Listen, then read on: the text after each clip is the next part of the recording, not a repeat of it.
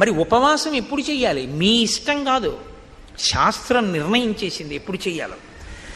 ఒక్క ఏకాదశి నాడు మాత్రమే ఉపవాసం చెయ్యాలి. ఏకాదశి తిథి ఉపవాసం, ద్వాదశి పారణ. సూర్యోదయం అవగానే ఎంత తొందరగా వీలైతే అంత తొందరగా భోజనం చేసేయాలి. యంత్రాలని కూడా ఏం చేస్తామంటే షట్ డౌన్ అని ఆఫ్ చేస్తారు కొన్నాళ్ళు, ఓ 2 రోజులు విశ్రాంతిని ఇస్తారు, ఘర్షణ పుట్టేస్తుందని. మీరు ఈ శరీరంలో కొన్నింటిని ఆపడం మీ తరం కాదు, ఆపకూడదు కూడా. గుండె ఆపుతానంటే 2 రోజులు రెస్ట్ ఇస్తానంటే కుదరదు, ఊపిరితిత్తులు ఆపుతానంటే కుదరదు.